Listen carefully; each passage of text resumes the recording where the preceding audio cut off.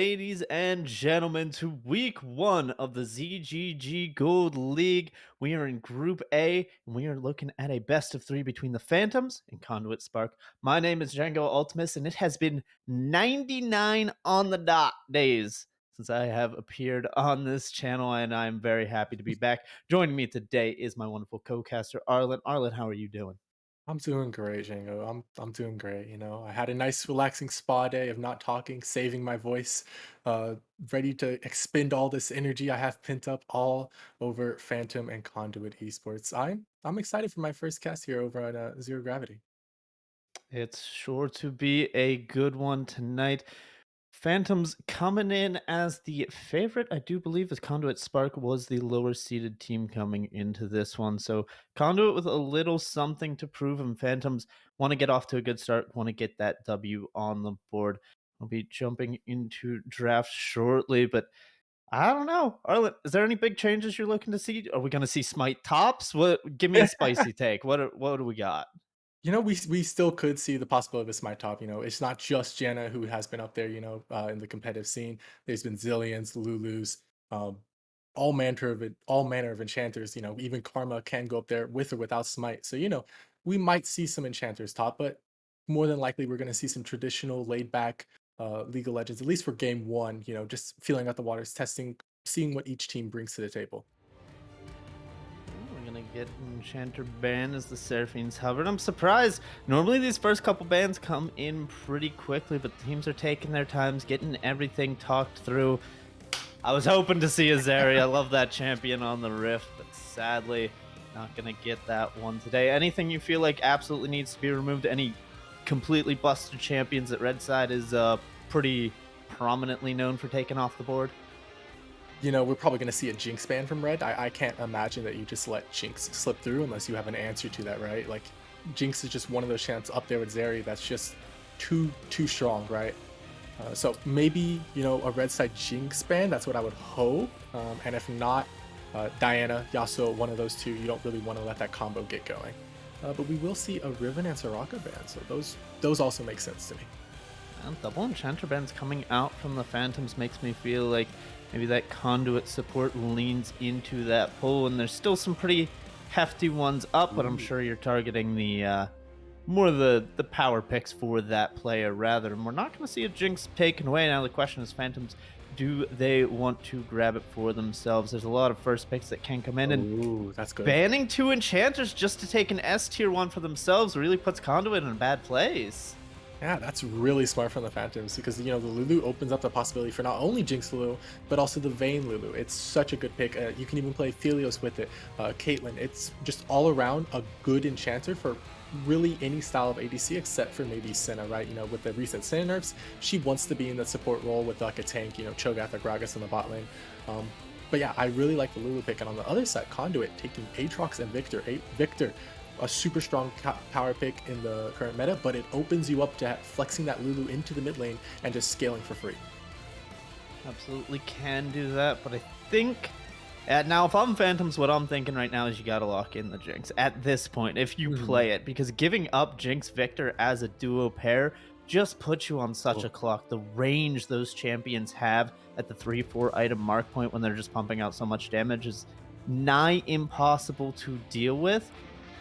We'll see if they pick that up, but Phantom's top laner wants to grab a set to go into the Aatrox. yeah, Set into Aatrox, pretty common matchup. You see, Set can close the distance fairly easily, but Aatrox, he has tools to keep him at range, right? All Set has is the running, just run them down and knock their heads together a little bit. He does have the true damage to get through Aatrox's massive amounts of damage, but Aatrox just got buffed. New items changes really favor him, so I expect to see this Aatrox do a little bit more than we're used to seeing as we're waiting for Conduit to lock in their last red side pick. Maybe the Jinx gets picked up here. It's actually gonna be the Oh. Leona lock in, and I think we're both wondering where are the hyper carries coming from, especially on the Phantom side. Zillion plus Lulu locked in and 80 top laner makes me really feel like we're gonna grab an AP jungler. Conduit banning away the Jarvan don't agree with me, but that really feels like you need to grab something big and beefy in the AD carry position. Conduit, I just want to see them take that S tier away from Phantoms, they've got a whole different amalgamation of a team comp going over there. They can go a lot of different ways with their last two picks. Yeah, you really don't want to let them get the Jinx in their hands. And if you're the side of Conduit, I would be looking at it taking away the Diana because Zillion, Diana, super strong combo. Lulu loves to buff up Diana with all that attack speed, the extra range, plus her bigger size.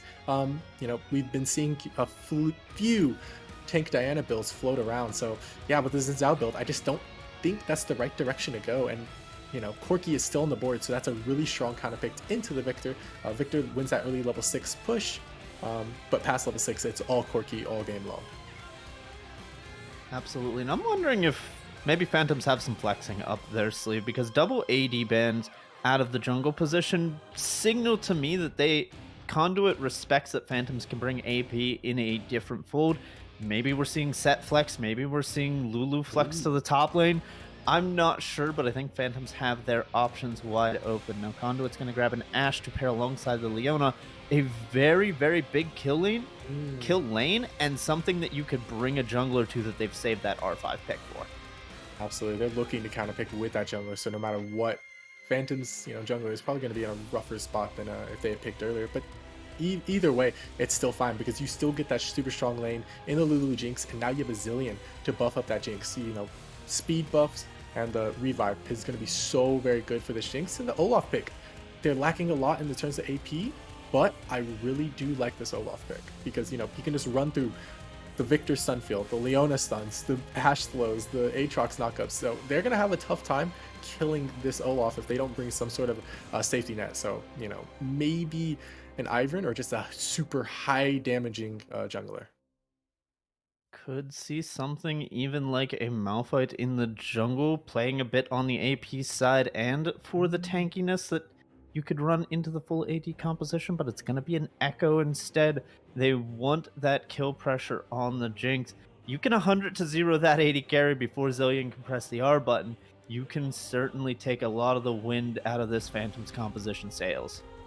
Yeah, but the real issue is how do you get through Phantom Scene? Like, they don't have a lot of real tools to get to the Jinx, to get to that juicy backline. I know Echo is traditionally Assassin, but Zillion can peel him. Lulu loves to peel Assassins. Set can ult out the Leona. Aatrox kind of does peanuts into this comp position. Realistically, Jinx and Zillion all outrange him and can kite him away with his relatively slow movement speed, even with his ultimate up. So yeah, it's really coming down to this Victor to find an advantage early enough that he just kind of becomes a monster in the late game and can one-shot the front line as they try to peel for their backline.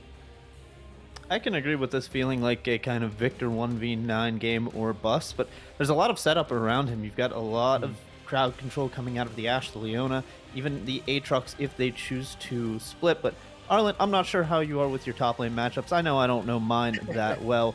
Is this Aatrox something that if he gets a little bit of attention from this Echo, could we see the Aatrox just stick to a split push style? We've been seeing the prevalence of Hullbreaker in competitive play seemingly can build it on any top laner.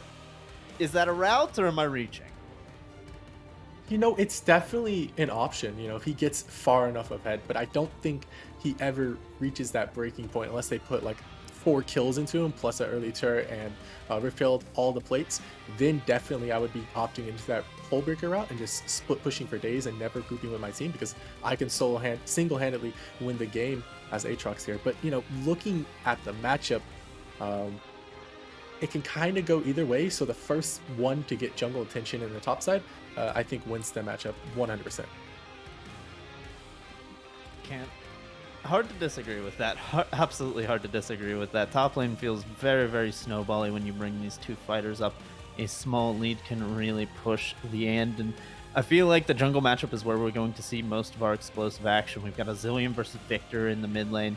You've got this Jinx Leona to try and protect, or Jinx Lulu rather, to try and protect from the Leona Ashe, and it feels like the junglers are going to be needed for any explosivity to happen outside of maybe a top lane 1v1. So, considering that is our big focus, where do you think these junglers should start pathing wise? Olaf starting top side, bot side. Run me through some jungle paths. Where do you think these guys are going to go? So if I'm the Echo, I'm probably starting on the bot side. I'm running to top as fast as possible because I want to start this Aatrox. Just get him in a good spot, and I really want to control this early Rift Herald. Try to get some gold into either Aatrox's pocket or into the pocket of this Victor, right? You really want to start some conflict on the top side if you're the Echo. For the Olaf, I'm probably looking to, take my time, clear top, clear bot, full clear it, and then, maybe look for a potential dive bot because they will have the push. We haven't really been seeing the early dives ever since they changed to teleport, but if they're somehow able to get the early push going, stack a wave, 3 waves, and push it into the bot side tier 1, they could definitely do something, especially with this Olaf bringing so much damage early on. Yeah, it'll be very interesting to see what happens in bot lane because depending on where the junglers start, it can be a situation where these Jinx rockets and these Ash follows can be very, very hard to deal with when you're already on the back foot. It can be a situation when we see Conduit Spark maybe start leashless or start topside just to allow Ash Leona to have the push, to have that Mhm. threatening.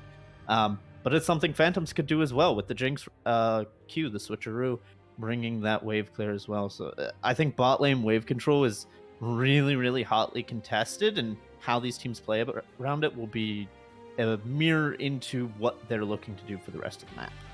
Absolutely, absolutely. And right now it's for the early game, it's really on Prince Momo here on the Leona trying to do something. They have a little bit of window of time, I'd say around level 2, level 3, where they can kind of go hard on the Jinx and Lulu, but after that, they really, every single time they engage, they probably get polymorphed and chunked out, maybe even killed. Definitely Flash its bone. So probably looking at Prince Momo to start roaming really early on, 6 or even level 4, trying to get some pressure in the mid lane for this Victor, trying to, help out the Echo in any way they really can because you're right, bot lane is kind of a wash, not really too much Conduit can do unless something crazy happens and they get, a bunch of kills on this Ashe early on. I'm sorry, can I get a can I can, can I get a confirmation that those are the summoner spells that were taken? Heal on Leona feels really odd. Okay, so I do love what Rasaka and Rinsaka have pulled for themselves to cleanse on the Jinx and bringing the heal on the Lulu, who more than That's good. likely takes the Revitalize, pumps it up a little bit more. I like that very, very much. The heal exhaust coming out of what I expected to be the more aggressive, bring the jungler down here, have all this CC lane, feels awkward to me, and I'm not exactly sure if that's a an oopsie or intentional. Yeah, I'm not feeling the exhaust really on the side of Conduit from anywhere. And if anyone's gonna bring it, I think it should be Prince Momo. But I'm really, I don't think exhaust is the tool you want to bring into the set and the Olaf because they're not really uh, running at you until they see an opportunity, right? And by then your exhaust really doesn't do anything into the Olaf. It cuts his damage a little bit, but it doesn't slow him down at all, and he's just going to run right through it, right? So I'm not. I feel like Ignite into the Olaf into the set is so much better, and Prince Momo should have it right here. But you know, we'll see how it works out. On the opposite side, we do see the Olaf bringing the Ignite jungle, so definitely looking to scrap early over some Scuttle Crabs or something. Not quite sure what though. Double Ignite top jungle might just be saying, hey, my bot side is scaling. We need to throw it up in, duke some fists up in the top lane, and that might be their plan. We'll have to see. But we are going to throw it to a quick break. Grab a snack, go to the bathroom, be real quick about it, because we're going to be right back with week 1 of the ZGG Gold League.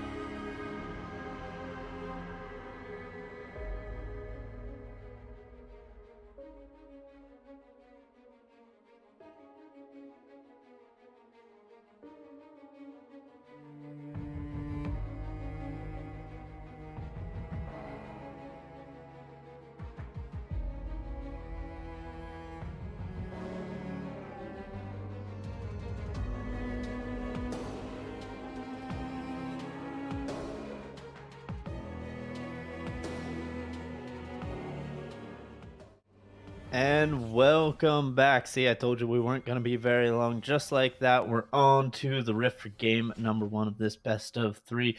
Phantoms on your blue side, Conduit Spark on the red side, and two best casters around right in the booth, ready to bring the action to you. We got a 4v5 erupting in the bot lane, and absolutely nothing is going to come of it. My screen paused for a second, so I'm really hoping nothing came out of it. Okay, yeah, back away. No problems had. We didn't even get first strike. Come on, guys. You got to get that in there. True. Absolutely no one proc their first strikes in it. And just looking quickly at the runes, Dark Harvest on the Echo, not too bad. It's really looking to scale with that pick, of course, and trying to snowball something early. And first strike on the Aatrox. I'm not quite sure about that one. Don't see that one very often, if at all. But it definitely can work into the set, which you can keep at range and just get free procs off of. He just has to play it a little bit safer than if he had the Conquer. I'll be very curious. I've seen First Strike on a couple different champions that I never expected it to be good at, and then I look at them in hindsight, and I'm like, "Well, yeah, there's definitely spots you could take this on." Someone even sold me in a couple spots for First Strike Samira, which is something I never thought would be as good as it is. But honestly, I've seen worse. I've for sure seen worse. Um, I don't know if your screen's frozen, Arlen, but Yeah, mine is. just a Looking little. on the stream, however, can see that Olaf started on the red side and Echo his own red side. So double red starts for these teams, meaning the Echo's going to be pathing down away from this top lane, and the double Ignite brothers going to be finding themselves reunited very soon. Yeah, that makes sense. Like you said, they have the scaling factor in their favor on the bot side. They don't really need to influence it on the side of Phantoms. They can run top, they can look for kills, they can look for aggressive plays, and really try to get the sets rolling. Whereas on the bot side of the map, they do need that extra help. They need the help from the Echo trying to do something, trying to get these early drakes, and really looking to start snowballing either on this Ashe, the Victor, or the Echo himself. Very curious to see how all these lanes end up panning out. The first strike on the Victor is something I'm going to keep an eye on because shouldn't need that laning rune of the area here, but I know when you don't need the lane presence, a lot of those Victors like to go for the phase rush for the scaling, so Hmm. maybe looking to spike a bit sooner instead of grab that additional safety for yourself. We'll see how that pans out for them. As well as the top side, gotta keep an eye up there with those double ignites. Olaf onto the top side. Both junglers full clearing. Rather, Echo skipped his Krug, so a little bit delayed on that. Means he might have the first move on the map, and his bot lane has been pushed in. Could see the Ooh, first for the gank of the gank. game. No ward is here. Flash out. Rinsaka, you gotta flash that one, but traps are gonna get. Oh, very nice. Gets him out of that one. The Echo gets some nice damage off, but Soulkeeper took a ton of damage from just minions, I think. And they're not even really going to come out on top of this trade. Their Jinx is full HP, and that's a bit of a botched gank from the Phantoms. Absolutely. You have to be very careful when ganking early on into such a massive minion wave, right? And if you take aggro a little bit too early, like we saw Soulkeeper did, you're going to get punished super hard, but we see the regank. Regain comes out, but again, a wonderful Flame Chompers to keep him alive. Frosted Crow in some trouble up top lane, but Oh, it's not no. going to be trouble at all as the Olaf drops the Ignite and has no flash to get away from the tower. Yeah, that's one of the weaknesses of taking, not flash as your second summoner spell in the jungle. You don't get that opportunity to flash away to make plays, and once the the Aatrox was out of range, he was gone. Oh man, Let's another not giving gank! up on this bottom side, but the parallel convergence still doesn't find purchase. At this point, you really just need to push this lane out so the Ashe can get a base off because, oh, it's warded. He's going to get his recall canceled. Bot lane is an absolute catastrophe for Spark. Yeah, it absolutely is. The Ashe doesn't have the opportunity to back. They're so low and it sucks so much, and all the tempo has been lost out of this play. You got a little bit of tempo from the Olaf getting killed on top side. That's super He's going to huge. go again. I think he just throws a W this time just to make them a little bit cautious. But like I said, they're losing so much tempo by him staying down here so much, right? The kill early was super nice, but the tempo wise, it has been equalized. And even Olaf flexing the fact that he's a level 4, he spikes at level 4, he can get that camp early, and he's gonna be picking up the Drake here. Yeah, Olaf's just been running over the map while Roulette has been stuck in this bot lane. Able to grab a blasting one on the first back compared to the pickaxe of the Olaf. So they're on comparable foots, but it feels like Olaf has been a bit more active. Although he did have that bit of an oopsie top side that top laner's not quite happy about. CS has remained even up there, and not too much has been going astray for Conduit outside of the bot lane. Mid lane's got a CS lead, top lane's got a kill. Other parts of the map are doing pretty good. Yeah, everything's going pretty fine for the Phantoms. I'm not panicking. We gave over 1 kill, but the Olaf just got the Drake. He's keeping up, actually even ahead in terms of camps, compared to the Echo. So like I said, not really concerned about anything. I'm just looking forward to our level 6 because that's when everything starts to explode, right? You get access to so many different abilities. You get access to so many different crazy plays that you have with Zillion and Olaf. That's what I'm really looking to start doing something fun. Yeah, we might get a bit of a fight here mid lane. Okay, no, the bombs were dodged out, but Enderborn doesn't want to commit anything more than that. Gonna be able to walk away, and I think level 6 is very pivotal as you look. The Olaf completely cleared two parts of his jungle. This red buff should get him level 2, if not Oh, extreme. Zuko. Is that I think the bomb went off and he didn't realize that he was going Yeah. to take aggro, but Roulette and bot lane name a better duo. Uh-oh. The Flame Chompers not going to stop the Leona. Should be able to get a stun onto Lulu. There it is. The parallel convergence hits for the first time, and it will finally be a kill. Soulkeeper wins out in the end, down 12 CS, but picks up a kill on the enemy support. Olaf's here, but not much to be done. Yeah, has the level 6, could run through all the damage, but he's more than likely just waiting for this lethal tempo to fall off of Soulkeeper, look for an axe, and, just back off. Finally, one of the mini ganks pays out. They've been doing so many ganks. They got so many different summoner spells every single time. Feels really good to finally get it, but at the end of the day, you didn't kill the Jinx, and the Jinx has a 10 CS lead over your own 80 carry, and that's more than likely going to continue to grow, even with the in time investment, right? So you really just gotta at what point, if you're the Echo, do you start looking and say, maybe we gotta try and gank other lanes? So I'm pretty happy with continuing to gum down here as long as the summoner spells are down. Now Rin does have the flash back up.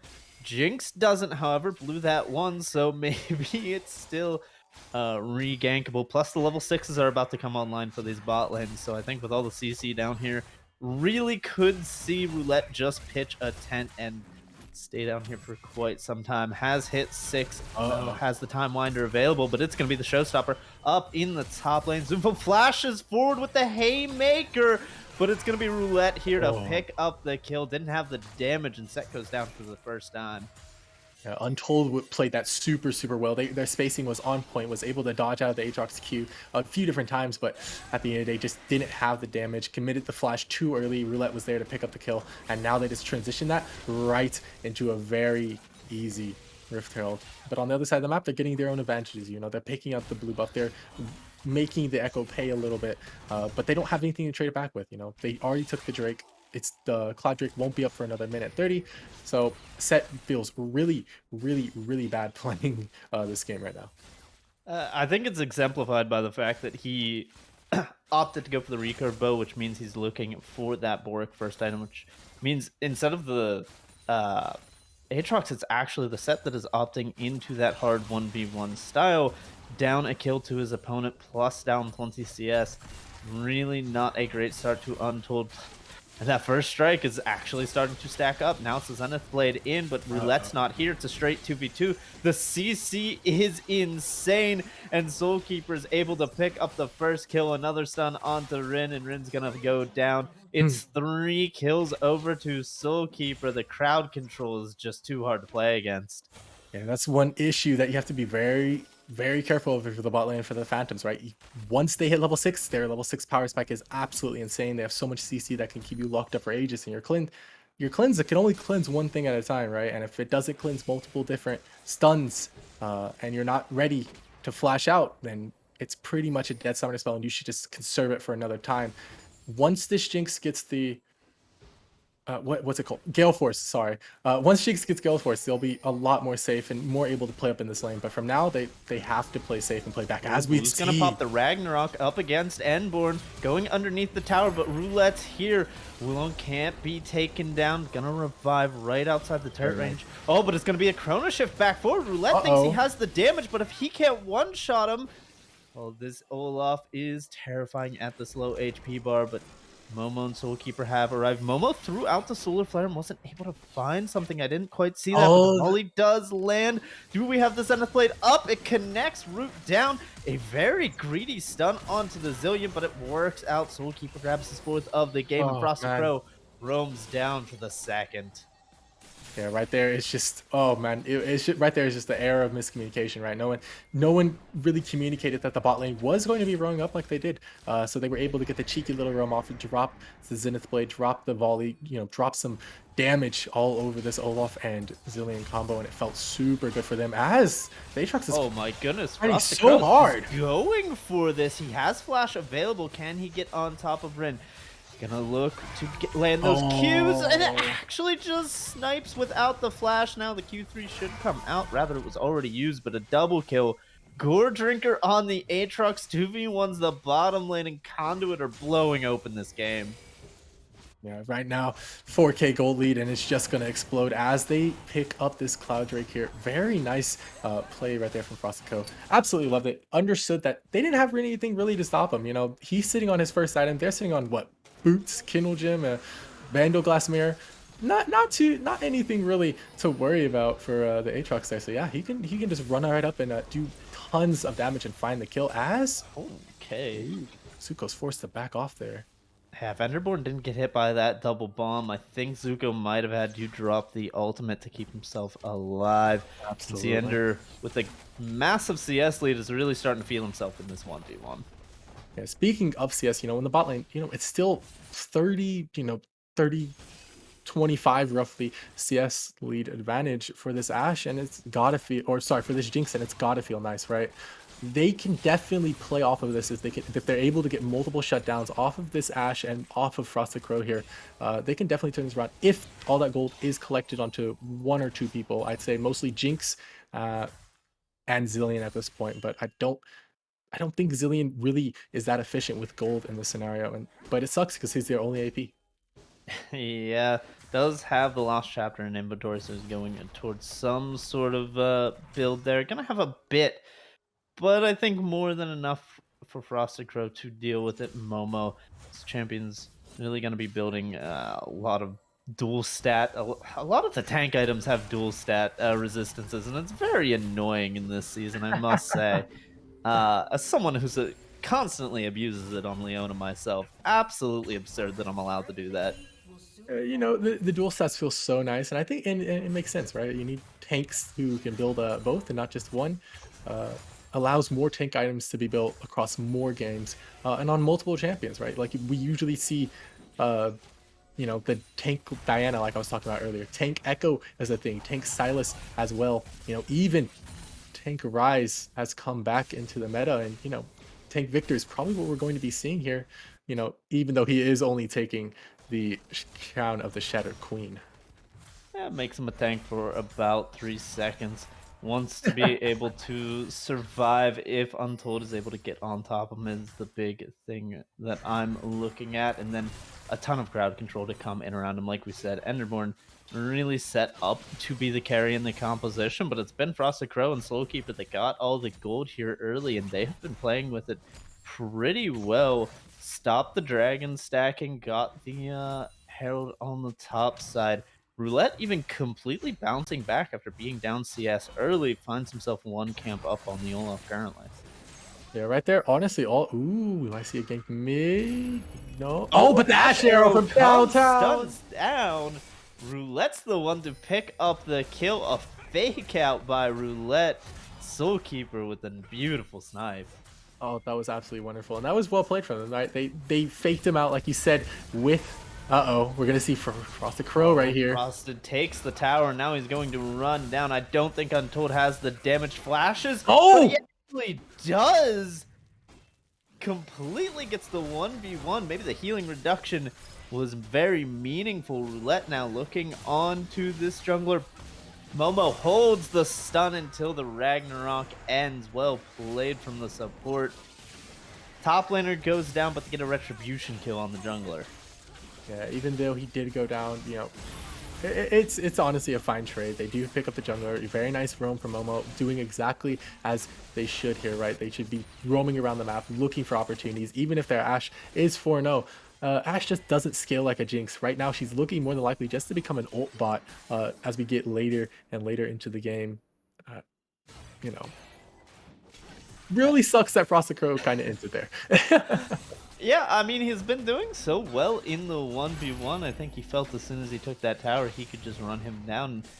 Untold didn't really start the fight until after the tower went down, so maybe there was a situation where both top laners felt like the Aatrox had the leg up, but had that Executioner's Culling in inventory, blocked a lot of healing out of the passive from Aatrox and the Gore Drinker.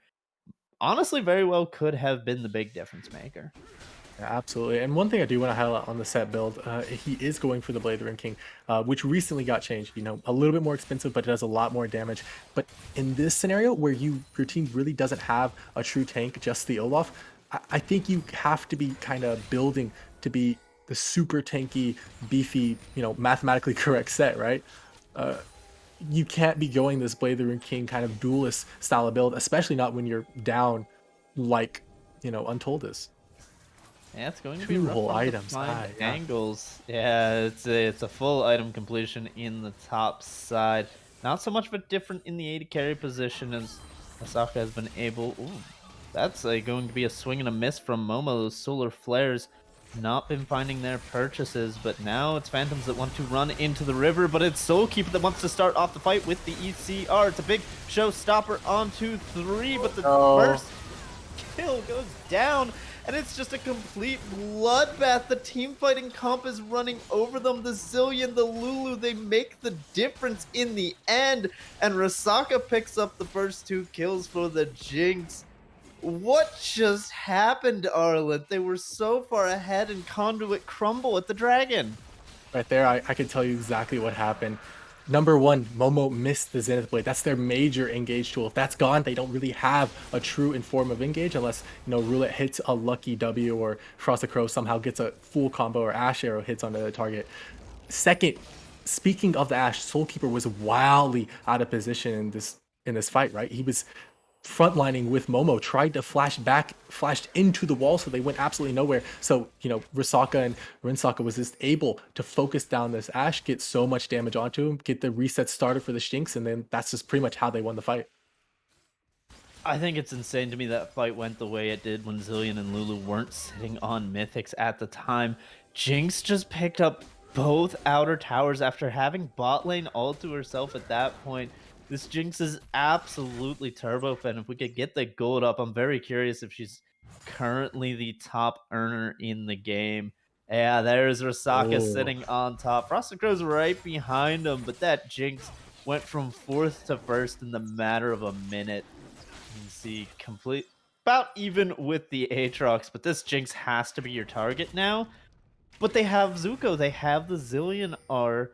As long as Rosaka has the positioning to stay alive through the initial combo, it feels like Phantom's kind of Kind I, of I in feel control. like when you play into these comps, you can Uh-oh. only make one mistake, and this might be it. ECR catches out Rasaka, Cleanse comes out, but it's just CC after CC.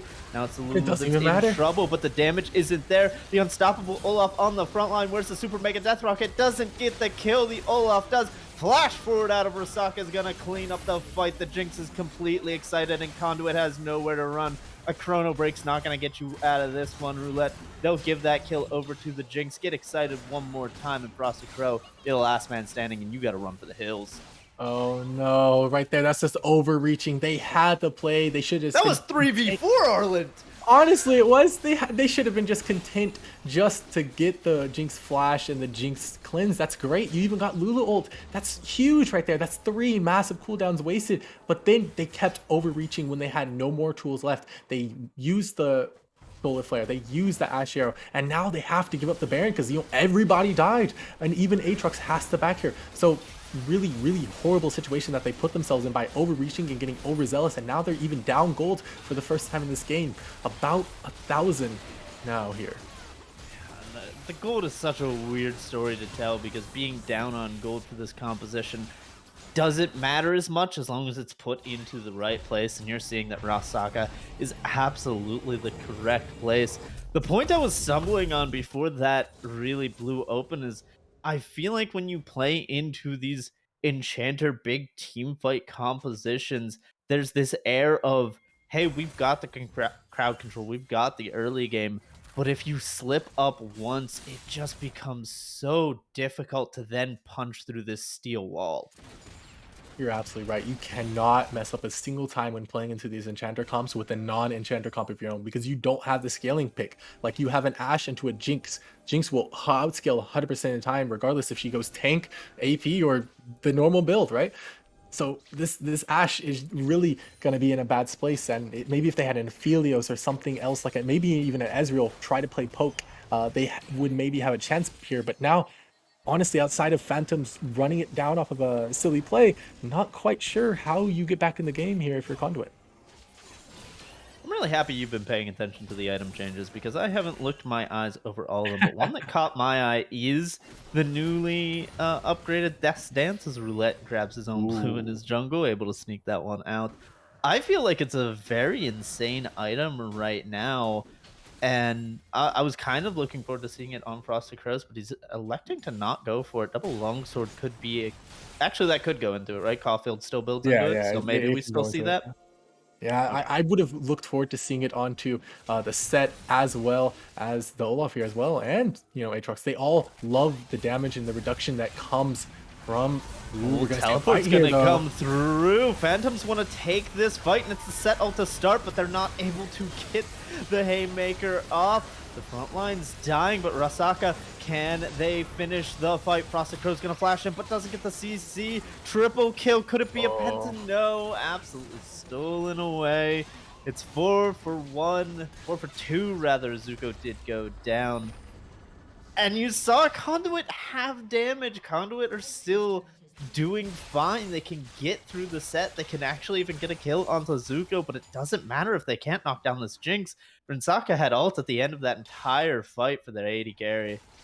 Yeah, and it was well played by this bot lane of Phantoms here. They can play it so aggressively, but it's Oh, so Enderborn's passive at going the to be same in time. trouble. Oh Rasaka's no, he's gonna get going run down. forward. Got the excited off Look the at that tower. kiting. Now Momo's gonna run forward and go down for their mid laner, but that's another excitement. Rasaka's not stopping. Roulette goes in, but the mid laner's already Okay. dead. Riz here with the polymorph. Is it a 2v5 pentakill? We could be seeing. Cleanse comes out. Rinsaka takes a kill away from the 80 carry, but the Jinx is just running Oh circles on no, these guys. Gets man. excited one more time. The shield comes out. It's 4 dead on the side of Conduit in a 2v5.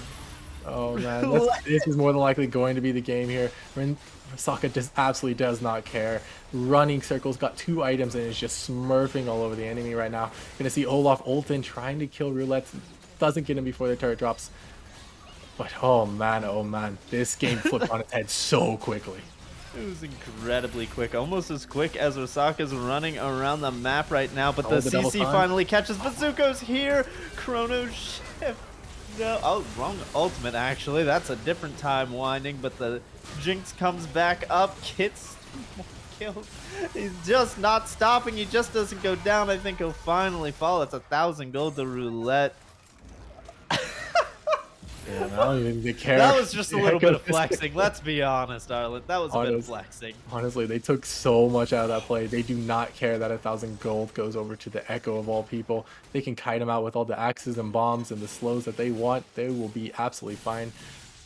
Oh man, oh man. I'm looking at the items, and I think the items kind of tell you a story of a dropped ball and a missed play. I think if Frosted Crow had the Death Stand second completed here, we could be seeing an entirely different story because I think the Death Stance, it's so strong. It provides so much damage reduction, so many extra stats that are just hidden within the item's description. We definitely could be seeing Frosted Crow hard carrying here, but unfortunately, he doesn't have that, right? He has grievous wounds and a big shield, but no real damage, no real sticking power to get on top of this Jinx. Feels very hard, and I think all this CC coming out of Momo and Soulkeeper have had to be expended on the front line, and it feels like Roulette hasn't been able to get onto the back line. He was kind of the one I was looking at to put pressure on this Jinx, get the Zillion ultimate out, and then kind of let the team fight evolve from that point on. But Roulette hasn't really been finding the flanks, and that's been pretty rough when a fair amount of gold went on to the jungler there in the mid game. I think at this point, I absolutely gasped when Jinx went back to base, finished the Lord Doms, and bought an entire Infinity Edge. Whatever kind Yeah. of Hopian Roulette inhaled from that 1,000 gold shutdown was just completely snuffed. Fight might be started. There's no cleanse on Rasaka. There's a lot of CC, but Zuko's already dropped the ultimate. We'll see if they wait it out, and they will, but the time is not on their side. It's a double already for the Jinx. The chrono Oh, break will shut down the AD carry one more time. And Rasaka's starting to get a little bit excited. I feel like the Jinx is just looking for pentakill after pentakill. Untold and Zuko running into the I can base. definitely Inhibitors end it down for here. quite Yeah. some time. I think they're just going to end this one. Beautiful stun. Roulette jumping into the bombs. He'll go down. Well, Uh, that was an interesting flash out of Untold, but I believe Zuko will be able to grab the kill. Untold's going to grab a couple more CES. Momo's up in 2 seconds, and they'll be sure to finish off game one oh before man, the oh man, Leona oh man. responds. What a game to begin with. Oh my goodness. Yeah, if I'm the coach for Conduit right there, I'm going back to the drawing board. I'm staring my team in the faces, and I'm just like, what are we doing, guys? What is all this? What's all this going on? What's all this nonsense? It's just ridiculous how fed and how quickly the Jinx accelerated off of one lost fight. The game completely turned on its head. And credit to fandoms for not really giving up on the AD carry. Oh, Like, got ganked 4 or 5 times in a row before level 6, lost to 2v2, just kept pushing that bot lane. We got to get gold in the Jinx. We got to get plates. We got to get a tower. Farmed up, 40 CS up, has an item, goes into a team fight, miraculously wins it, takes down 2 towers. Jinx is online, baby. yeah, that's right there. You're right. They didn't give up on the Jinx. They saw that really their only win condition was the Jinx, right? No one else really scales and fights like the Jinx is in that composition. So they had to push all their resources and put all their eggs on the Jinx, and it worked out. Like I said, one misplayed fight, then Consequence is now in the garbage, and they can't really claw their way out of it. They had kind of a chance in the mid game where they made that play where they devoted all the resources to hunting down the Jinx, but then she just ran him down the entire length of the lane and got all those kills, got the Baron, and then started fighting in their base for 3 years. An absolutely crazy game for the Phantoms, but I think game two has the opportunity to be very different. We called out the Jinx very early on in draft and it slipped very low. So Mhm. maybe we get a whole different picture here in game two, but we're going to have to wait, and so are you. We're going to go to a quick break, but don't be alone because when we come back, it is game two of week one in the ZGG Gold League. I'm excited. Me too.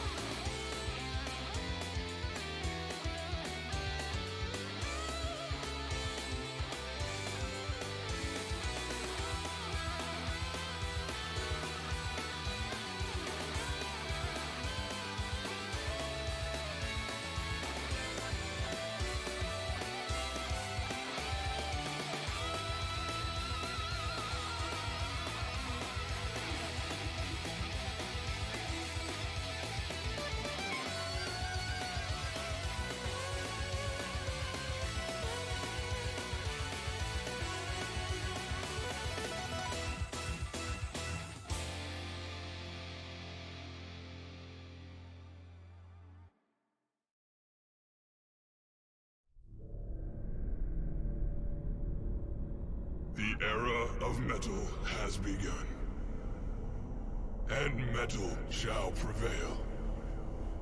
For we know what they have done. 5 legends of our realm who sought to follow the path of their dark musings. But they did not know what they had summoned. Pentakill. To these creatures, there is but one thing left to do.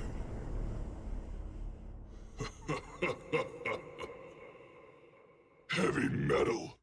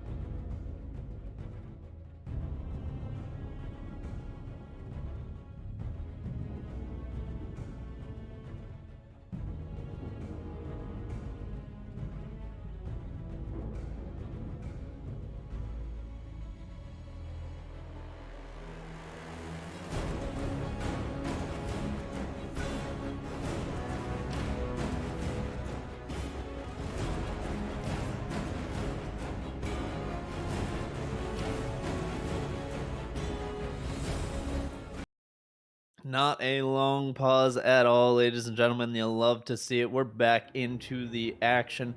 Gonna hop into draft, and so far things look pretty similar. Conduit has switched over to the blue side. We'll see where priorities lay, but the bands 4-4-4 the same right now. Yeah, they all look the exact same, and I'm kind of iffy if I'm Conduit. Do we really want to leave? Yeah, I feel like trading the Zeri for Jinx is a lot easier pick because pops off a lot easier, and Zeri requires a lot more micro than the Jinx, right? So give them the complicated ADC, take away the uncomplicated one. That would be my ban strategy, or you can just take both away and sacrifice the ribbon ban. I think that's totally fine. On the opposite side, we see them leave up the Soraka, so that's fine. They said we don't care what you play. We are going to take away your Leona because that is kind of annoying, but that's besides the point. I respect taking that away. It's just such a solid support right now if you want to grab engage from that. I feel like if you take something like a Nautilus, it's a lot more risky. Yeah. Excuse me, and the range isn't quite as much with the Solar Flare outranging the Nautilus by a tad. Jinx is up and available, and we'll see if Conduit put any more pressure towards it, but similar. Gonna take the B1 Enchanter. I believe it was Phantom's B1 last time, and it was, so big priority on the Lulu. And now my question is, Phantoms, hey, do you understand what happened last time? Can you take the Jinx away? That's excuse me. Okay, all right. Well, there it goes. It's out. Now we'll see what Conduit decide to pair the Lulu with. Yumi is it's always an interesting pick for me when you see it into the Lulu because some people will say, hey, Yumi gets like a free lane, it's an enchanter lane, like it's completely free. And some people are like, Lulu can polymorph Yumi, it's a counter. I'm somewhere in the middle. I think the AD carry matchup changes it a lot, and Misfortune Lulu is Ooh, not the I love pairing we normally see, but Misfortune was banned away, I believe, last time, so maybe just comfort there. I really like this Mordekaiser pickup here too as well. It separates the Yumi from whoever she's sitting on. So if you know Mordekaiser ults the Jinx, then all of a sudden she has to have a QSS of her own to get out of the Mordekaiser ultimate, and Yumi's quite literally a sitting duck. But I want to see what other hyper carries they pair with the Yumi on the side of Phantoms, because last time their draft kind of lacked that hyper carry besides the Jinx, so they lost everywhere else. And I want to see maybe they pick up the Yasuo, maybe they pick up Diana as well, but Gragas isn't a bad pick, and it still leaves open the opportunity of the Yasuo, of maybe even Irelia. They combo very well together. Camille as well, so many, Jax is even open as well. So many hyper carries that they could pick to pair with this unit. I'm a big fan of more scaly bruisers as well. Viego fits the bill, Zinzao fits the bill. Stuff that just, when you feel like the Yumi on hyper carries is great and all, but I feel like they can still sometimes get one shot. Yumi on a Zinzao is like, well, that guy's just not dying. So we'll see what we can do about the other three members of the team. Usually it's hard to play the game with a Zinzao sitting on your face. Riven's going to be banned away again, and I was curious if the Corki presence was going to come through. Some teams seem to really have dropped the champion after the package nerf. Some teams still prioritizing it, but this Corki ban to me really says, hey, we're going back to the Victor. Yeah, absolutely. They're trying to get the Victor on the side of the Phantoms, and you know what else would be actually a really Smurf pick up here, I think. The Gwen Yumi, absolutely busted combo. That's so much sustain, so much healing, and even Gray's Yumi as well. They can even pick up both of them because those are both champs that can go into the jungle or into the mid lane or into the top lane. So flex Gragas into the jungle himself, and that could be their answer. But yeah, Yumi Hecarim, if they go for it, like you said, classic. All right, there's the 1-2. Gragas more than likely going up into that top side, so we're probably going to see a heavy AP mid laner come through, and it's going to be R5 for Phantom, so really wanting that matchup to go their way. They were fine to play the Zillion last game and just kind of scale throughout. Now we'll see if they can switch up play styles, use this R5 mid very productively. Okay, we get the revamped Ahri here in the mid lane. That's exciting. Yeah, very exciting. It forces them to pick into an AD jungler, but there is a plethora of AD junglers who can do well into Hecarim. And with the Ahri pick here, it cuts off the opportunity to put an enchanter mid. Generally you see an enchanter go into the Victor because they can scale for free and even out trade him at certain parts of the game. And with the Trundle Ahri pickup, I like their top side of the map a lot. Their bot side leaves a little bit to be desired, but their top side rather, very strong, very hard hitting, and they can get going early, which is, I think, how Conduit really wants to play the game. Can 100% agree with that, and I'm very curious what the Phantom mid lane is going to pick up here. Ahri and Trundle are a pretty rough duo post 6, but that baby cage might just be enough to keep him. I like the safety factor of the Veigar here when you just got ran into an Ahri Trundle. That's a really hard lane for a mid laner. This might be a pretty decent answer. I like the look. I absolutely love the Veigar pick here because, again, Trundle only has the run at you button. He cannot dash, he cannot flash, he only has one flash and he cannot dash any other times. Ahri has 3 of them plus resets, but she can't dash through the cage. So, very nice pickup here. And the only thing they really have to worry about that I feel is unanswered is the Mordekaiser. They're kind of feeling the Gragas has to kind of neutralize him in lane, keep him even, keep him honest, not let him get too far ahead. And, based off of just last game's results alone, that could be an issue. I don't think he misplays it as hard on the Mordekaiser. Much easier champion to carry with. And, they're going to be looking at a rough game for the side of a Spark if everything goes even for the entirety of the game. I'm curious to see what this Trundle does, because I think we saw the Phantom Jungler last time go ahead for the standard bot start into full clear into top gank. And on a Hecarim that's got a Yuumi sitting in the bot lane waiting for them, I think we're going to see pretty similar things out of them. This Trundle can have very explosive starts, similar to the J4, where you can start in unexpected places, path unexpected ways, and really catch your opposition off guard. I would really love to see that out of Roulette, who felt like he was just kind of in that, hey, gotta keep going bot phase for a Yeah. while last game. And it worked until it very much didn't work. You Yeah, could, it you worked until nothing else mattered. Until Jinx got a quadra kill or triple kill and carry ran away with the game, right?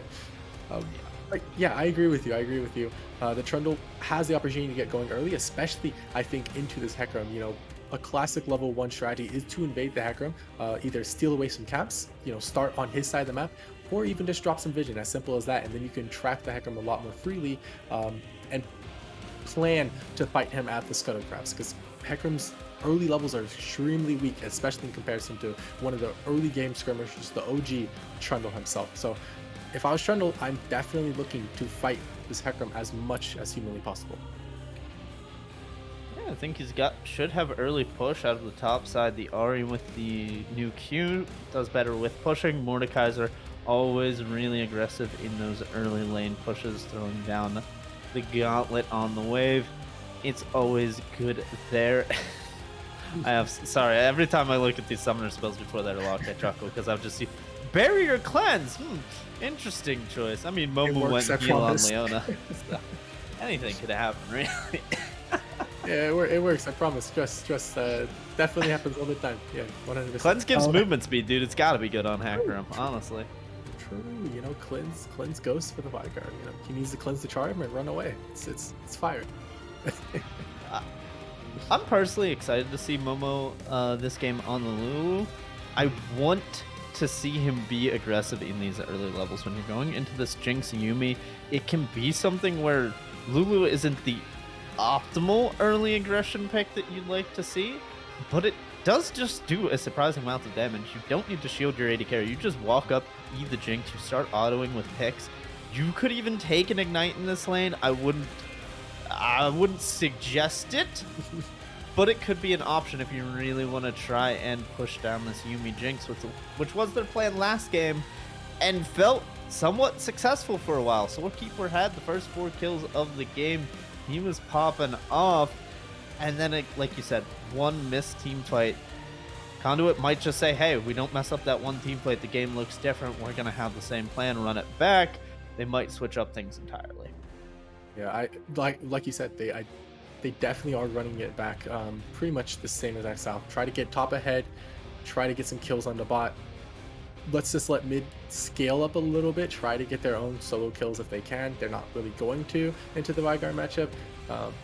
But yeah, again, Phantom's going for the protected Jinx team comp, and this time they have the Zuko on the Vanguard, a little bit of an added threat that the Conduit has to contend with.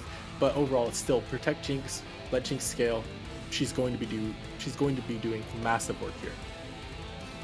I'm really looking at Frosted Crow for the side of Conduit Spark. I feel like they are definitely the one that needs to get up and running in this team composition, because I think if you can separate that Yuumi and beat down whoever you bring into the Death Realm, it should be a pretty one team fight. Soulkeeper and Enderborn are going to have fairly reliable damage. Arya's kit got shifted away from relying so much on hitting that charm. Misfortune will always be able to run a bullet time over a team fight, and even if it hits only onto 1 or 2 members, if Frosted Crow is doing the initial part, Soulkeeper only needs to do so much. So there's a lot that can go. Team fights are very easy for Conduit Spark if Frosted Crow is ahead. Absolutely. And even if he's not ahead, he's still a threat on the Mordekaiser. Always will be a threat to Zuko and the Jinx. One thing I just want to highlight is that they don't have the engage, right? It's not an easy engage if they get to a fight late. They'll be walking into so much poke, so much damage, so much initial burst CC that can come from Untold and the Hecarim here. That they have to be very careful and try to beat every objective first, or sack it and try to go for another objective, whether it's a turret or 2, Baron, trade it for Drake, you know, etc. I want to hop off what you just said because you kind of glossed over it, but I thought Conduit did very well with that up until the point where they lost the fight. they were at that third dragon very, very early. They They had were, the they vision were. set up. They had the river ward set up. They were there and ready and willing, and that's what they have to be able to do for this comp. So I'm not too worried about that side. The question is, can we execute on these fights? That is the big one that we're waiting to see. Absolutely. That is the one we want to see. But I think we will take it to a quick break. Don't go anywhere, folks. Again, this is day one, week one of the Gold Leagues for Zero Gravity Gaming. Conduit Spark is down 1-0 to the Phantom. Can they bring it back in this next game? We'll have to see after the break.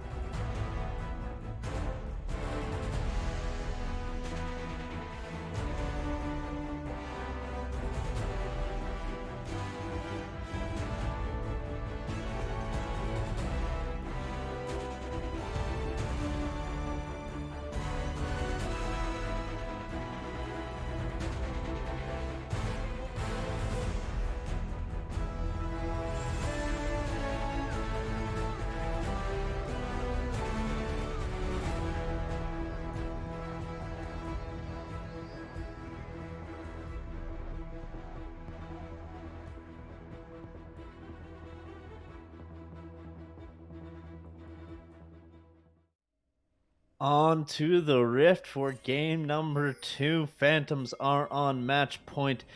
Conduit Spark need to find this game to push it to all three. At double Dorn's Ring start up in the top side. Taking a look at the runes and Oh, masteries. While you look at that, Arland, I do want to preface because I think we harped a fair amount on this Misfortune Lulu. Maybe not the pairing that we wanted to see. Took a second to look it up. These are these two individuals most played this season. So mm. big comfort for these guys as the five men invade is spotted out. Frosty Crow's going to walk forward, get the ward down, and take a bit of Q poke to the face. Yep. So playing it exactly as I need to play it against Hecarim, walk in, get his vision down, invade it, make his life a little bit harder. Now, one thing I just want to highlight, interesting runes and summoners. I think Rasaka, interesting choice to take the uh, ghost here. It can do work, but I think cleanse is still your best friend in this scenario because if you get hit by a lucky charm, uh, it's not going to be as tasty as a cereal. It's going to be a lot rougher. And then in the top lane, Untold taking Conquer. That's a very big yikes to me on the Gragas pick. He does so much Ooh. better if he has the grasp. If he has phase rush even over the Conquer. He doesn't want these long extended fights with Frosted Crow on the Mordekaiser. Yeah, that one's a question mark. And Jinx Ghost is interesting. I think the way Rasaka played really does. I will say he'll get value out of the ghost. I'm willing to put that much down for it. We'll get value out of it. We'll see if it's worth maybe taking an exhaust or a cleanse later on. always have Rin take the Ignite if you wanted that one. A couple different options you should go for, but it's going to be the Jinx spamming those rockets and getting the early push down here in the bot lane. It's actually Vigar who controls the mid lane currently. Not sure if that's Enderborn not wanting to throw out Qs or just a Uh-oh. uncertainty on my end. Frosted Crow's gonna get the pullback onto Untold, trying to stay with him so the body slam can't come out, but Untold might not have it. He might have went Q. Ooh. Flash forward. Really nice of Untold there to flash to the side. A lot of players will flash in a straight line and still get hit by the decimating smash. Yeah, I think right there, if you're Frosted Crow, you're kind of smacking yourself on the head because you really want to wait for his flash to come out so you can follow it with your own Q decimating smash, and that would have been a lot better in terms of the situation. But yeah, right there, Untold misplaying the lane entirely. He body slammed a minion and wasn't able to get the damage off, and that's just Frosted Crow's opportunity to go in, start looking for the damage, start looking for the pullback, and he found all of that, and that's such a huge boost right there. Trundle pretty much completely owns the top side of the map. Yeah, but it's gonna be a mid lane gank. There comes the baby cage, but Zuko's kind of trapped in a pit. Gonna try and turn it around onto Uh-oh. Endborn, but Wupong is not close by. But I think Zuko just faked out that his jungler was coming. That's a really nice move. I actually really like that. I'm pretty sure dodging, ducking down into the bush in that such aggressive manner, they were like, hey, Hecarim's coming. We got to get out. We got to get out. But in fact, just a really nice bluff out of the mid laner. Yeah, super nice bluff, and it's going to happen again, but this time Wupong actually is here in the mid lane. Right, has Zuko started does up the the Krog. flash. Zuko's gonna flash out immediately, and now the Hecarim has arrived. There's no baby cage to follow up, so they're just gonna have to go onto Roulette, flash away from the Trundle, but the devastating charge is gonna come in, gets a ton of damage. Roulette, can you smite Oh, for a heal? Doesn't have it, and First Blood will go to the Hecarim. right there, Roulette kind of showing his tendencies to re-gank and re-gank. Did get the flash out of Zuko, which is a super nice thing, but at the end of the day, you lost your life, you lost your mid laner's flash, and you lost your own flash. So how worth is it really? Not at all. They need to start changing their priority. I think if you focus your attention topside onto Untold here on the Gragas, he's missed so many of his body slams. I think he's 3 for 3 in terms of misses here. You could get a lot more, out of it. I think that needs to be their focal point of this game. They did it last time and it worked out super well, and up until, like we said, it didn't. So, this just needs to reevaluate what the strategy is at this point in the game. Frosted Crow off to a good lane start once again. Ross and Rin really putting in work here in the bot lane. They are running low on mana, but so is their opposition. Now it's going to be Roulette to his favorite place on the whole map. It is in bot lane. I do believe that Tribush is warded out. Jinx and Yumi going to Yeah. be able to back off, and they're looking for a recall here soon anyways. Should be close to Noon Quiver money with the longsword start. Very nice economic start there for the Jinx, especially if the only way you're going to get pushed out is by getting poked by like a execute Q from the Misfortune with the Comet. So playing against what your enemy is bringing is always a really nice touch. Absolutely. They honestly could have even started a Cole here, and I think that would have been just as good, if not better, than Longsword start. But like you said, a very nice touch. But what am I looking at as this game is progressing? Well, Hecarim again, Wupong finding the early lead over Roulette. That's exactly what happened in the last game. And what does he do anything with it this time? Because he last time he tried to do something in the mid lane, it failed pretty horribly, and everything went down the drain from there for a little bit. But yeah, what am I just looking for out of these two teams? Untold trying to run away from Frosted Crow here. I think you got to do exactly what Trundle's doing. You have to walk up here and start camping this Trundle, start looking, or sorry, camping this Gragas, start making the top side your own, vertical jungle it, and look for advantages towards the boss side of the map. Oh, Zuko. Oh, drop the Primordial Burst, but it's not going to be enough, and now he's just going to get Yeah. completely run down with the Spirit Rush. Went for the 1v1 and didn't hit the skill shots. Enderborn picks up a kill reply for Conduit, and maybe that's what they need to get back into this mid lane. Something we didn't touch on is Zuko did go for the Predator and got those boots online early. So not opting for full damage might have cost him in that fight. A little bit of a scuffle here at the dragon fight. Zuko's teleporting to make sure he's involved in any action, but I think the mid laner recalling is just going to be Wukong's Q. to go ahead and grab the dragon. Bot lane also coming off a reset, so really nice timing out of the jungler. Absolutely nice timing. And yeah, you're right. Not only did the Ari reset, she had no ultimate, she had no flash, she had no real tools to really fight this, but more importantly, the misfortune wasn't there either. The misfortune was just coming off of a reset of her own. The bot lane was there. Vigar had just teleported.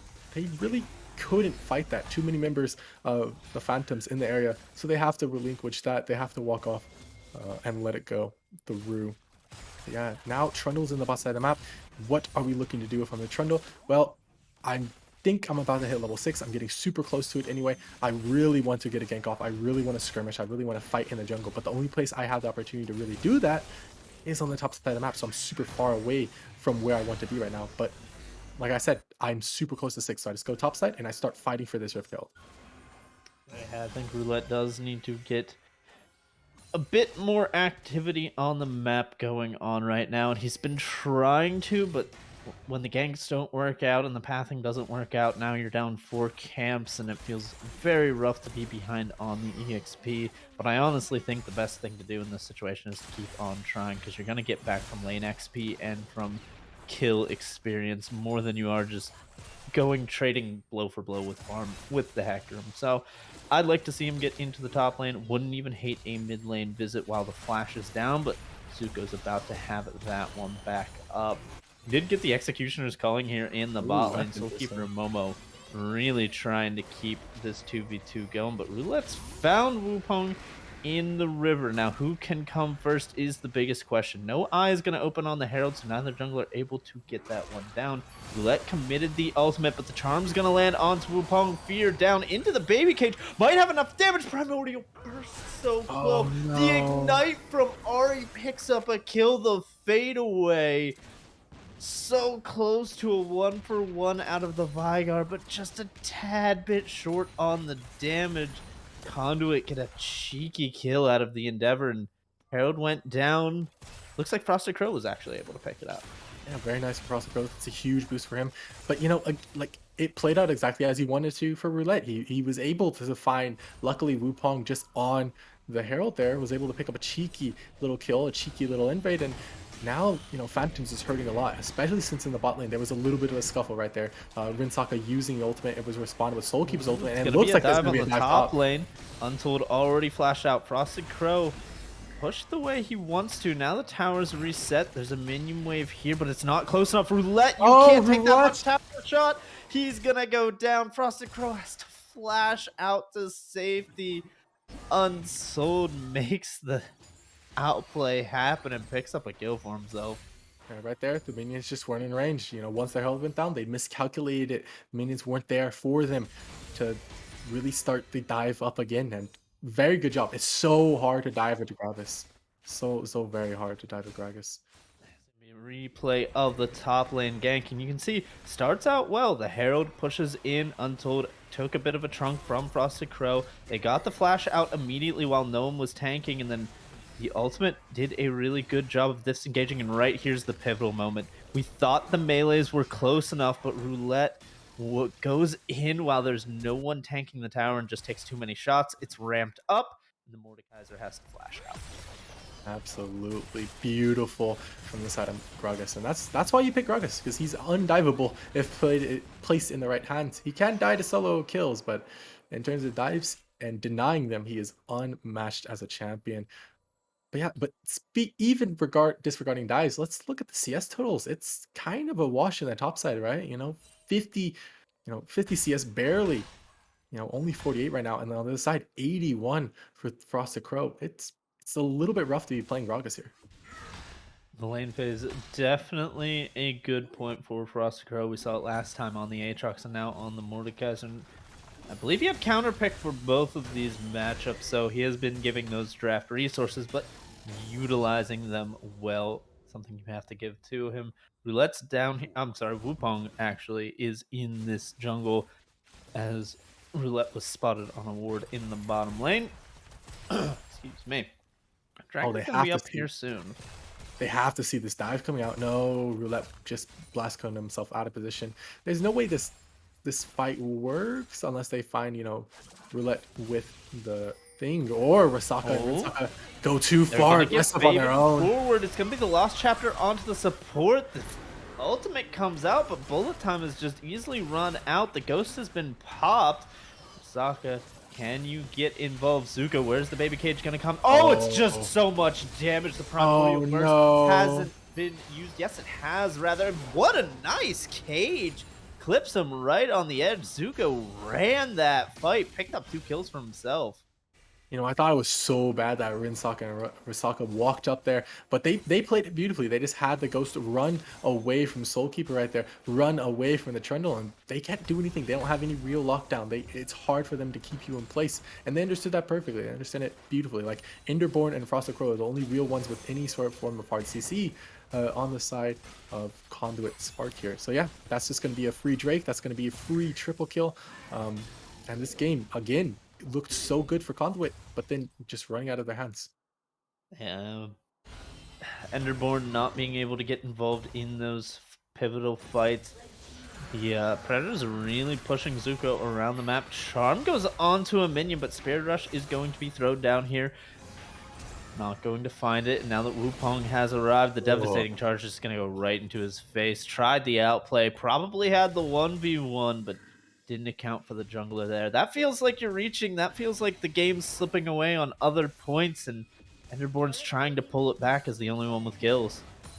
yeah, just trying to do something, saying like, guys, it's getting out of our hands. You know, probably didn't talk about that one in comms. Just tried to do something on their own, and it backfired spectacularly. Wupong was there, able to pick that kill up. And now what am I saying if I'm the side of Conduit? I'm saying we have to use the strength that Frost the Crow is bringing us to us right now. His CS advantage is absolutely massive.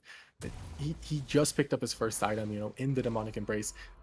What are we using him for? Not teleporting top. Definitely probably shouldn't be doing that. We got to be trying to get some objective gold, do anything as Roulette and Zuko find each other. Yeah, Roulette's gonna find the mid laner. Enderborn's here. Great Charm flash. flashed away from. Didn't even have the Spirit Rush and has to blow that one. Feels really bad for Zuko. And said you didn't like the teleport up into the top lane, but there's not going to be a bot lane objective up for a while. And Frosted Crow might just want to get the push. Do we have the one shot? The Everfrosts are going to both land, but it's actually going to be the Oh, Charm back. Primordial Burst is up and available. The damage is right on the edge. The spells come out and the oh, that was dash so good. in. Really well placed, standing on the edge of the range. Enderborn playing this game very, very nicely out of the Ahri, but it's going to be a Oh, dive on dog. the bot lane. Momo's in trouble, Oh, but just going to call that one off. They didn't feel like they had quite the angle after Soulkeeper expended both summoners. yeah. I mean, if they're gonna waste both summoners for you just to pop out what, a Yumi ultimate, that's not too bad overall. I say that's pretty worth. Oh, That's Misfortune a dropped lot the of damage ultimate. coming out of the bullet time. Now Wu's finally going to go in for the dive. Gets knocked up. They don't quite Mm. have the damage. Rasaka does have the Super Mega Death Rocket. Find it on some Momo, but gotta imagine Soulkeeper's going to body block that one.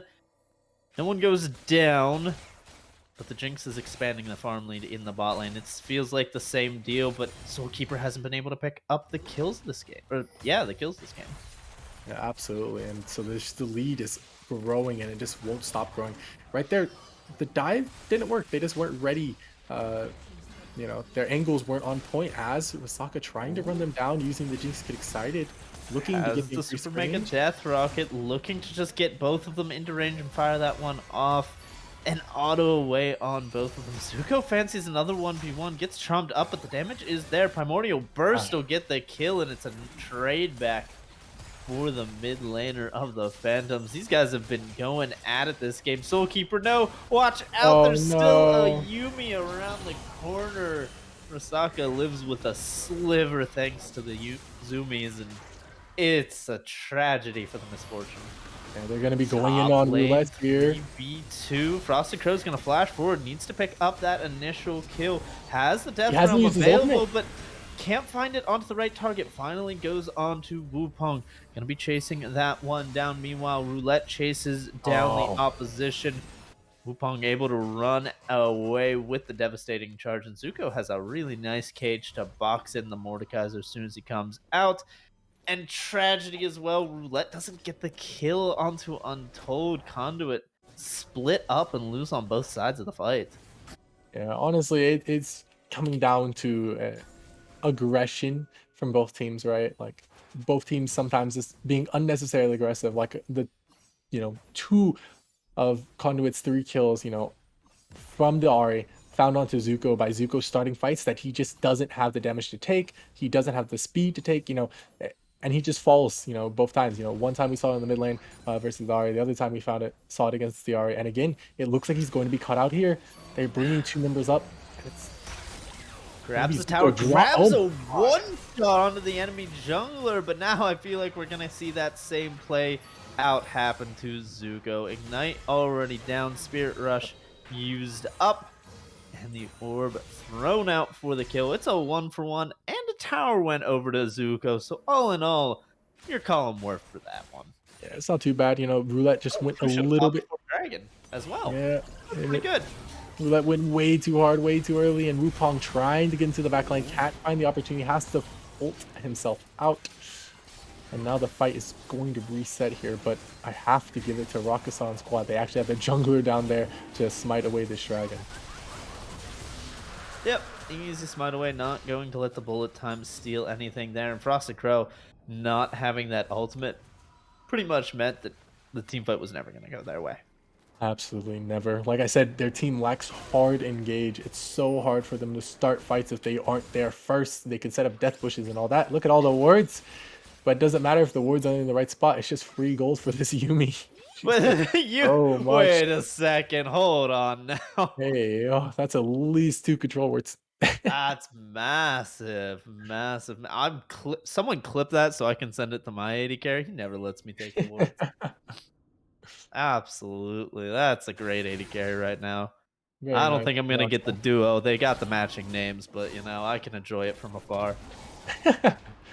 Absolutely. So, right now, what am I looking to do if I'm the Phantoms? Well, they're doing it exactly what I would do. Send Zuko into the sideline. He doesn't need to be safe, but it kind of would help if he was. Oh, don't one-shot him again. You can't do it to him. Roulette almost goes down, but survives thanks to the subjugation. Enderborn's able to grab the 4th of the game.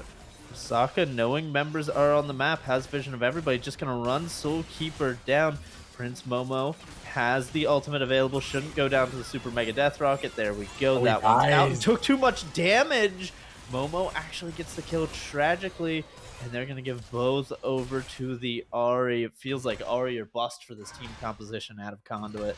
Absolutely. And right there was just the complete collapse of Phantoms. I don't know what happened in their comms, but this is not what you want to see if you're their coach. That is going to be the Baron. Like, it just spawned. It has to go over to the side of Conduit. And they shrunk the goal lead. Now it's only about 3K as we get into a quick pause here. But, I'm looking at this game. I'm looking at their teams, and I'm just like, guys, what are we doing? All we have to do is put Gragas in the bot lane, let him freeze bot, put Zuko in the top lane, let him freeze top, and put Jinx and Yumi in the mid lane with Hecarim hovering, and we're sitting pretty. Like, we don't have anything to worry about. We're in complete control of this game, and we can start up Baron at any time we want. But they did it. They did the exact opposite of that, and they just kind of ran it down, and this might be the opportunity that Conduit needs to sneak in and steal the game away. I'm very curious if something happened to either Rasaka or Rinsika there. All the summoners are up, and I would like to give benefit of the doubt over to this duo that has played so well thus far. I was gonna say, okay, so we did have a bit of a lag spike there. Heal couldn't come out in time. I was gonna say That makes sense. that's a pretty rare mistake from these guys that have been playing really solidly. I did like, hey, 2 people showed bot. We see someone top. We're gonna run on the mid.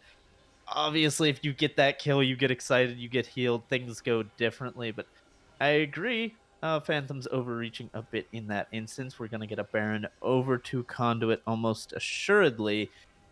The question is how much Conduit can really do with that. There's some outer towers with some bounties. That's a really nice pickup for them. But overall, the Baron's going to be faded by the time they have to fight Soul. And as long as Phantoms don't give up too much, I think they're still in a fine spot this game.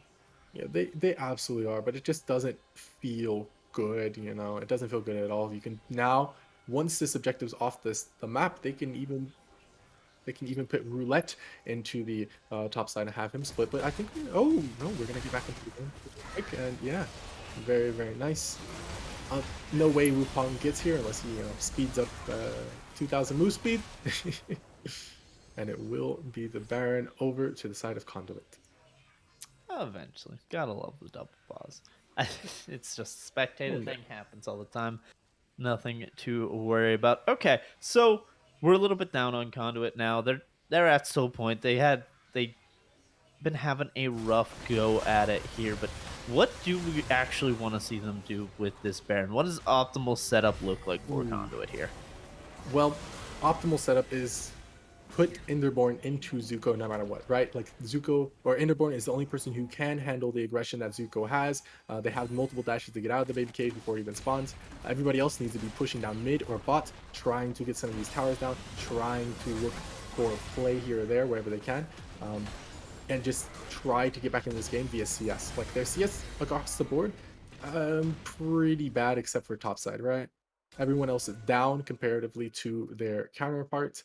Um, and that's what they need to get back into this game. So yeah, we can see Zuko and Enderborn at the top of the leaderboard, followed by Wupong and Rakasa. So yeah, Frosted Crow not doing a whole lot with his massive 2k advantage over his opponent. Yeah, it feels like the Gragas neutralized the one dive, stopped the fountain that was coming down that was this Mordekaiser, and that's all he needed to do. Phantom's outside of the one little oopsie, playing around their composition fairly well, and now you really see they're not really stopping off the aggression. Even into the Baron buff, they still feel like they have control over the map. They're pushing into the enemy jungler. They're pushing the minions past the Baron up minions past river, and they're actually looking to be the ones that rotate forward down to this bot lane to take this low outer tower. Inner tower, rather. The problem is they're pushing into Baron, and there's 5 members barreling down their mid lane. Yeah, this is like a little bit of a oopsie in terms of macro from the Phantoms, kind of forgetting step number one that they shouldn't really be getting anything for free. You don't need to devote all those members when Gragas is already picking up the tower pretty much solo. So now they're going to have the chance to, back and reset a minute before the strike, get back onto the map, and you're going to be a little bit stuck dealing with the waves in the top side, wave in the mid lane. It's going to be a rough scenario for Phantom. I love the confidence that they still say, okay, we're still in control, but little do they know they're only in control by about 700, 800 gold. Fairly close game, and I think when you look down at it, most of these gold is on the two mid laners who've just been the center of attention for both squads. Now Roulette and Momo going to be walking into a trap. They Oh get the baby cage no. onto one. That is the jungler dead, and now you have to find a miracle team fight. But the Onslaught of Shadow is going to split up the backline. Going to be a flash forward out of Untold onto the AD carry. Takes down Soul Keeper, but the eyes are on Rasaka right now as he is 1v1ing Frosted Crow. Rin can't help him in the death realm, but oh, Ooh. Frosted Crow with the flash out actually might make it. Momo's in a rough spot. Charm lands, but Zuko's so tanky with this Everfrost build. Untold picks up 2 in that fight, and it was scrappy. 3 for 2. Phantom have the control over the dragon area. Yeah, and you're looking at the Rosaka's items, definitely going to be investing in a QSS after that death. That felt pretty awful. All he did was walk up, ult you, and smack you in the face with a hammer a couple of times, but, he's getting beat up very nicely by Zuko. I want to highlight Untold and Wupong. They did both so very well in that last fight, right? Just ulting down the Jinx, not the Jinx, the Misfortune, keeping her away from ulting over so many members, and it worked out. They lost they lost Wukong in that fight, but they did manage to kill the Jinx off of a nice little barrel by Untold, and they can reset this fight with the mana advantage, with the HP advantage, and Zuko has teleport to quickly join them, whereas Frosted Crow just used his. Yep, Frosted's down to half HP, and Momo's just arriving at the fight. Conduit have to buy a bit of time, but the dragon is being started up. Wukong's not at the dragon, but Roulette can't get over there, so it's going to go over. Soul is claimed by the Phantoms, and the team fight kicks off. Rasaka, can you get that initial Oh, kill? No, it's Soulkeeper onto the Yuumi. Yumi's down. Does it matter? I don't think it does. They've used all the gas in the tank, and now this Ghost Jinx might just run them down. It's 2 kills. It's Super Mega Death Rocket that doesn't claim the third. Predator, flash forward. Momo, it doesn't feel right. You're just a support. This isn't fair, but Zuko's not going to show you fairness and kindness. He's going to give you the primordial damage, and a team fight won, a soul claimed. Phantoms look like they're about to clean up the second game. honestly, yeah. It's going to be a quick replay here. You know, they set up a death push. They saw the opportunity. Wukong starts it off, pushes him into the baby cage. Very nice ultimate from Princess Momo, but it's not enough. But again, Frosted Crow in the backline, just looking to ult the Jinx. But like I was calling up, you know, they managed to clean up Wukong, but now Frosted Crow is able to do his job. Does so much damage to Risaka before Rinsaka can get back onto him. And now it's Operation Get Out of Town for Frosted Crow. And off of that fight, it was an equal fight, right? Like, no one won. But in no one winning, Phantoms didn't quite lose, so they were able to keep the game even, and they were able to pick up the next fight, next Baron, next Drake, and next 2 turrets. So what am I looking forward here from each teams? Well, I'm looking for Frosted Crow. I'm looking at the Frozen Fist in his inventory, kind of puzzled a little bit, but Frosted Crow to get on top of the Jinx, I think he needs more damage in his build. Tankiness is great, but the Jinx is building to shred you, so might as well just go in there and try to burst her as fast as possible with as few ability use as possible, right? On the other side, protects Jinx, even when Risaka's going a little bit crazy, a little bit haywire. You still got to do your best to protect the Jinx. Diving that deep to shut down Soul Keeper, not something Untold should have the luxury to do a second time. Oh, be a dash forward, but it's into the cage. Primordial Burst comes out, but the Zonias has time. Rasaka's here. Shutdown goes down, and that's going to be the first reset of the fight for Jinx. Can Rasaka get a second? Yep, on the Prince Momo, and the fight's just going to run over. It's front to back. There's no dive here for the Phantoms for them to screw up. It's a triple kill over to Zuko. It's a 5-0 ace, and that's just going to be the game and the match over to the Phantoms. Yeah, they're calling for the base. They have more than enough in terms of death timers, and it's like, Ender, what were you thinking?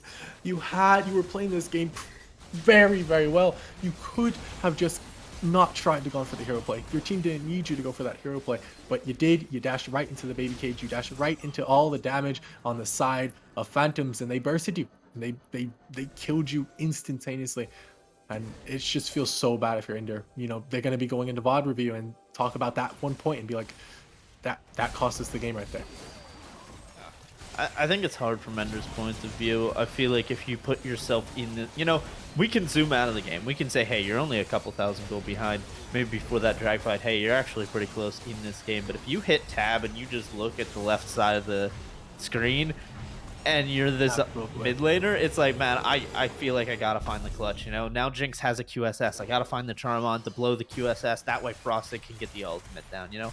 Feel like there is a lot of weight on the shoulders, and we are just in week 1, so nerves could play a slight part here as both teams want to start off on a good foot. But I think in this fight you can just see how easy it is for the team to play when Untold and Wukong don't go too far forward. Absolutely. Look at how so easily they're just able to play it front to back. You know, Untold hits a great barrel on the Soul Keeper, keeps him out of the fight pretty much completely. And when their AD carry is hitting and yours is not, that's a recipe for disaster. Everyone knows this at a competitive level. You just don't win the game when their AD carry can free hit and yours is miles away in Ibiza. A very tough spot to be in now the Baron has been claimed, and doing a bit of a 3-1-2 with a mystery man in the mid lane being the super minions that have already come from that inhibitor being down pre-Baron. Charm lands, that's the QSS. A little bit late, but overall nothing happens. And it's just going to be Frosted Crow and Prince Momo on the bottom side of the map trying to hold off the inevitability that is a scaled up Veigar with 3 items plus Magi's. It's one of those situations where it feels like you can't match them evenly because this is just gonna Oh, happen. Zuko's gonna find a one shot on the inhibitor tower, and now you're just completely blown out of proportion. You can't find the fight topside, and they are just gonna go forward onto Momo. The ult's gonna land, but this might be a bit too much. Cavalry has arrived for the conduit support. Flash forward out of roulette ticks up a kill. With double inhibitors going down and a wave pushing in the top side, I don't think this is over for the Phantoms. They've got too much on the map that's going their favor. They can't yeah. mess up too much more, however, as Elder is spawning. Rasaka's just going to clean up the third Yep. inhibitor of the... Oh, no, okay, they're going to leave the third inhibitor. They don't want to make a mistake. Yeah, now They with lose a 20 couple seconds kills up, here. Yeah, it's a scary prospect. They don't want to lose this one. they already By lost the their tank. looks of Frosted Crow is things, back up. Yep. By the looks of things, they're actually going to Death Rush and not Recall. They swept out. Now Ooh. they're waiting for members. It Ender doesn't just even got matter. destroyed. Oh my Ah, yeah. goodness. Well, Uh-huh. Yeah, that's sure. playing against the Vigar right there in a nutshell. He will press Q and press R and walk away while laughing and spamming his mastery emote. So, what am I looking here? Well, miracles. I am looking for miracles if I'm Conduit. I want Roulette to suddenly pull something out of nowhere, steal this Elder. We somehow wipe him at the fight and we can in the game, but they aren't even giving Roulette an opportunity to steal. Wupong ulting in on the Prince Momo and yep. Oh! Wait a second. The bullet time picked up the Elder Dragon, but it's a 3v5 once the cavalry comes. Oh, Oh my never mind. goodness. My fault. Oh, Okay. Zuko, you can't do that. Should go down from the Elder Dragon, but Frosted Crow, that's all you're going to get. Shut down is the top laner of Conduit. Wupong's already in the base, feeling a bit rough for losing that smite fight to the bullet time, but it's not going to stop Phantom from claiming the victory. Quickly before we get out of this, I need an AP check on the 14-5 double infernal wait, I don't think we can check while he's dead. No, we have to wait 25 seconds. Conduit, can you hold on? Rasaka's firing the bullets. Flash out to safety, and the game's gonna end. Oh man. We have the technology. We can get a You number have the on check. that one for you. But it is a 2-0 victory for the Phantoms, who clean up their first match here in ZGG Gold League. Massive props to them.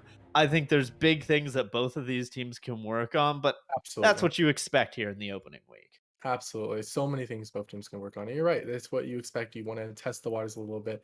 Um, but yeah, if I was the coach for either squad, I'm looking at Phantoms first of all. I'm looking at the top lane. I'm saying, what, let's work on your top lane a little bit.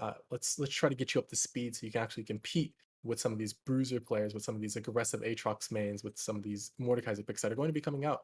Um, and then otherwise, let's look at Zuko to kind of calm down a little bit when we're playing Vigar. He got a little bit too hyphy sometimes, but other times it worked out like a dream. Risaka, keep doing your thing. Now, if I'm Conduit, we have a lot more to work on. A lot more. Ender needs to temper himself, needs to be the rock of the team. We need to use Frost the Crow more, and the bot lane needs to bump up their level of play because right now they got capped both games and it wasn't even realistically close, even when the Ash had the 4 kill advantage over the Jinx in the first one. 768 AP for Ah, Zuko. yeah. Big numbers for that Vigar, but I think there's good things to look for with Mhm, Conduit too.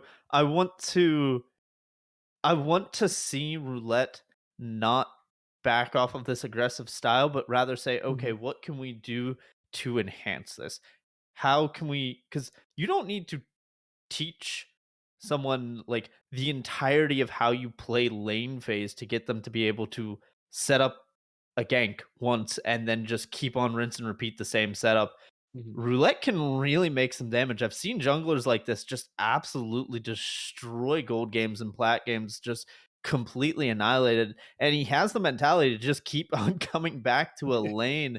If the laners can learn to play with this guy and actually utilize it, this Absolutely. team could be like, this team is like the 0-3 team that the first place team is scared of. Like these guys are terrifying. You're absolutely right. Roulette is a very dangerous player, both to his own team and to himself. Or sorry, both to other teams and to his own teams. Not really sure where himself came from, but very dangerous player. He could definitely pop off. I could see his Zin and Lee Sin being especially dangerous threats, just from his style of play alone. Those two champs love to skirmish and heavily regank like that. So, yeah, maybe if he doesn't have Lee Sin in his inventory, have him pick that one up, and you might see some real results from Conduit. They only got a couple weeks here in the regular season to get to the top of their group and make it out, however. So, need to get those improvements quickly. Phantom, you start off on a nice little 1-0, 2-0 in the game score. Keep it up for you. But that's going to be all from us. Arlen, thanks so much for coming on. And a Yes, big thank you to ZGG for inviting me as well. yeah, it's been fun. It's been fun. I can't wait to see how the rest of this season pans out, Django. It's going to be great, but we're going to have to wait. Next week, join us here for week 2. Might be us, might not. Probably not me.